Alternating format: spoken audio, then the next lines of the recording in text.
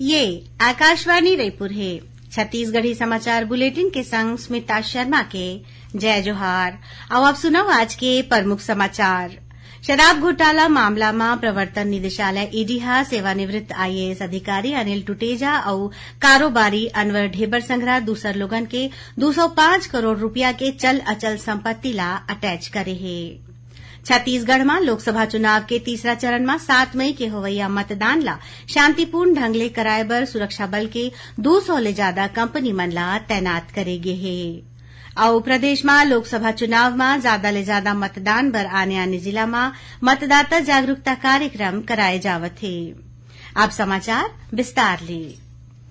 शराब घोटाला मामला में प्रवर्तन निदेशालय ईडी हा भारतीय प्रशासनिक सेवा के सेवानिवृत्त अधिकारी अनिल टुटेजा और कारोबारी अनवर ढेबर और विकास अग्रवाल संघरा दूसर लोगन के 205 करोड़ रुपया के चल अचल संपत्ति ला अटैच करे है।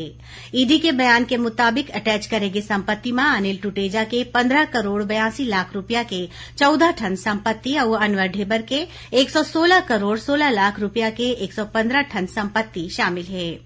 उन्हें विकास अग्रवाल के 1 करोड़ 54 लाख और अरविंद सिंह के 12 करोड़ 99 लाख रुपया के 33 टन संपत्ति ला घलो जब्त करेगे है। एकर अलावा आबकारी विभाग के पूर्व विशेष सचिव अरुणपति त्रिपाठी के 1 करोड़ 35 लाख, त्रिलोक सिंह ढिल्लन के 28 करोड़ 13 लाख, नवीन केडिया के 27 करोड़ 96 लाख और आशीष सौरभ केडिया के 1 करोड़ 2 लाख रुपया के संपत्ति ला घलो अटैच करेगे है। खबर के मुताबिक ईडी हा अनिल टुटेजा और अनवर ढेबर ला गिरफ्तार करे रही। ईडी के आरोप है कि शराब के अवैध बिक्री मामले कमीशन ला राज्य के बड़े नेता मन के निर्देश के अनुसार बांटे गे रही। अनिवार्य सेवानिवृत्त करेगे भारतीय पुलिस सेवा के अधिकारी जीपी सिंह ला उच्च न्यायालय के डबल बेंच हा राहत देवत उनकर खिलाफ सुपेला थाना में दर्ज एफआईआर ऊपर रोक लगा दे है। दुर्ग निवासी एक जन मनखे के शिकायत में जीपी सिंह के खिलाफ 2021 में सुपेला थाना में अपराध पंजीबद्ध करेगे रहीस। एमा शिकायत करता हा आरोप लगाए रहीस कि जीपी सिंह उनकर ले 20 लाख रुपया के मांग करत धमकी दे रहीस। जीपी सिंह एफआईआर ला खत्म करे बर उच्च न्यायालय में याचिका लगाए रहीन। सुनवाई के बाद उच्च न्यायालय हा एफआईआर में रोक लगा दे है। खबर के मुताबिक जीपी सिंह के खिलाफ आय ले ज्यादा संपत्ति के और राजद्रोह के मामला दर्ज करके जेल भेज देगे रहीस और राज्य सरकार के अनुशंसा में केंद्र सरकार हा ओमन ला अनिवार्य सेवानिवृत्ति दे रहीन।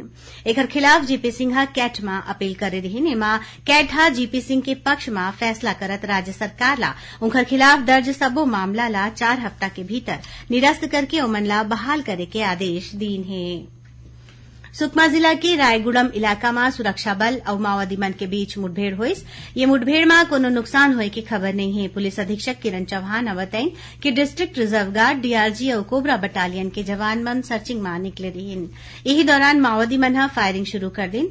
जवान मन घलो जवाबी कार्रवाई करीन। मुठभेड़ के बाद माओवादी मन हा जंगल के फायदा उठा के भाग लीन। उहे बीजापुर जिला के तर्रेम इलाका में माओवादी मन हा एक परिवार के 2 जन युवक मन के हत्या कर दिन। घटना की पुष्टि करत पुलिस अधीक्षक जितेंद्र यादव हा बताइन कि छुटवाई गांव के ये 2 जन युवक मन ला माओवादी मन हा अगवा कर ले रहीन। एकर 1 दिन बाद जन अदालत लगा के माओवादी मन हा ये दोनों जन के हत्या कर दिन और उनका शव ला जंगल में फेंक दिन। छत्तीसगढ़ में लोकसभा चुनाव के तीसरा चरण में 7 मई के होवैया मतदान ला शांतिपूर्ण ढंग ले कराए बर सुरक्षा बल के 200 ले ज्यादा कंपनी मन ला तैनात करेगे है। यही बीच स्वतंत्र, निष्पक्ष और शांतिपूर्ण मतदान कराए बर रायपुर जिला में तैनात केंद्रीय अर्धसैनिक बल के अधिकारी मन ला रायपुर कलेक्ट्रेट में राखे गे बैठका में जरूरी निर्देश देगीस। ए दौरान पुलिस पर्यवेक्षक विपिन शंकर राव अहिरे हा अधिकारी मन ले कहिन कि पहली और दूसर चरण के मतदान के दौरान सुरक्षा बल डहर ले अपन कर्तव्य के निर्वहन बने ढंग ले करेगीस। एकर बर अहिरेहा सुरक्षा बल ला बधाई दिन और आशा जताइन कि तीसर चरण के मतदान में घलो अपन कर्तव्य ला बने ढंग ले निभाई। बैठका में सुरक्षा बल के अधिकारी मन ला निर्वाचन आयोग के दिशा निर्देश के बारे में घलो जानकारी देगीस। ये दौरान रायपुर कलेक्टर डॉक्टर गौरव सिंह और वरिष्ठ पुलिस अधीक्षक संतोष कुमार सिंह घलो मौजूद रहिन। छत्तीसगढ़ी समाचार बुलेटिन आप मन आकाशवाणी रायपुर ले सुनत हव। छत्तीसगढ़ के खबर ले है आपकी वास्ता और खबर के विश्वसनीयता ले है हमार वास्ता। आकाशवाणी समाचार रायपुर के प्रादेशिक समाचार बुलेटिन के संगे संग हमार समसामयिक कार्यक्रम आप रेडियो के संग अपन मोबाइल में घलो सुन सकत हव। आकाशवाणी समाचार फेसबुक, ट्विटर और यूट्यूब में घलो हावय। हमार फेसबुक पेज हरे Chhattisgarh news on AIR, Twitter handle CGAIR news और हमार यूट्यूब चैनल हरे छत्तीसगढ़ AIR न्यूज। तो अब रेडियो के संगे संग आपके मोबाइल के माध्यम ले हम आप तक पहुंचत हन। छत्तीसगढ़ के हर खबर पर सुनत रहो आकाशवाणी समाचार। अब आगू बाढ़मो बाचे समाचार कोती। प्रदेश में लोकसभा चुनाव के तीसरा चरण में चुनाव प्रचार जोर शोर ले चलत है। आने राजनीतिक दल के बड़े नेता मन छत्तीसगढ़ में आके अपन प्रत्याशी मन के पक्ष में जनसभा लेवत हैं। यही कड़ी में भाजपा के बड़े नेता और मुख्यमंत्री विष्णुदेव आज रायपुर लोकसभा क्षेत्र के भाटा पारा के गुड़ेलिया, बिलासपुर लोकसभा क्षेत्र के तखतपुर के परसदा और सरगुजा लोकसभा क्षेत्र के प्रेमनगर में राखे गए चुनावी सभा ला संबोधित करिन। ए दौरान मुख्यमंत्री कांग्रेस ऊपर निशाना साधत किहिन कि छत्तीसगढ़ में कांग्रेस के सरकार जनता ले करे वादा ला पूरा नहीं करे। श्री साय कांग्रेस ऊपर भ्रष्टाचार के आरोप घलोक लगाइन। वहीं मुख्यमंत्री श्री साय कोरबा में किहिन कि भाजपा सरकार कम समय में जनहित के कतकुन बड़े फैसला करे है। दूसर कोती कांग्रेस के प्रदेश अध्यक्ष और सांसद दीपक बैझा रायपुर लोकसभा क्षेत्र के धरसीवा के ग्रामकुरा में चुनावी सभा लीन और कांग्रेस प्रत्याशी विकास उपाध्याय के पक्ष में प्रचार करिन।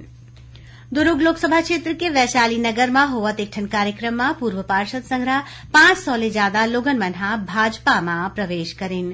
पूर्व मंत्री प्रेम प्रकाश पांडे, विधायक रिकेश सेन और भिलाई नगर निगम के पूर्व सभापति राजेंद्र सिंह अरोड़ा ओमन ला भाजपा के सदस्यता देवाइन। यही बीच छत्तीसगढ़ के लोक गायक गोरेलाल बर्मन जनता कांग्रेस छत्तीसगढ़ जेले इस्तीफा दीन है। श्री बर्मन किहिन कि ओमन अभी कोनो राजनीतिक दल में शामिल नहीं होवे।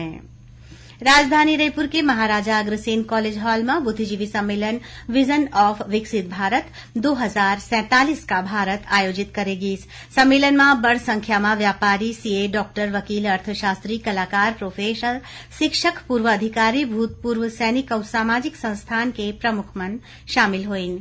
सम्मेलन में भाजपा के राष्ट्रीय महासचिव विनोद तावड़े किहिन कि पाछू 10 बछर में केंद्र के एनडीए सरकार देश में विकास के नवा आयाम गढ़े है।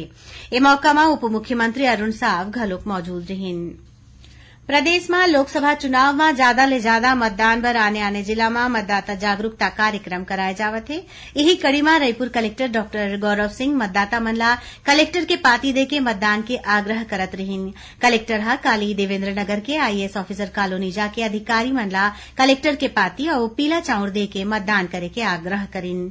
ए दौरान सबो अधिकारी मन ला IM वोटर के बैच घलो लगाएगी। अपर मुख्य सचिव रेणु पिल्ले, मनोज कुमार पिंगुआ, सचिव सिद्धार्थ कोमल सिंह परदेसी, एस प्रकाश, पूर्व मुख्य सचिव अजय सिंह, सुनील कुमार कुजूर और जज साहबुद्दीन कुरैशी के निवास में कलेक्टर के पाती सौंपिन और मतदान के आग्रह करिन।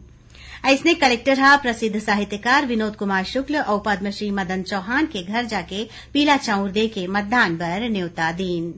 ओती मुंगेली जिला में 100% मतदान मुंगेली जिला का अभिमान के तहत रोजगार बर बाहिर के मतदाता मन ला लोकसभा चुनाव में मतदान बर घर वापिस बुलाए बर घर आजा संगी अभियान चलाएगी। एमा महिला और बाल विकास, स्वास्थ्य विभाग, NRLM और मतदाता साथी मन जिला ले पलायन करे 22,000 ले ज्यादा मतदाता मन ले फोन में बातचीत करिन। एमा ले 8,000 ले ज्यादा मजदूर मन के घर वापसी हो गए है।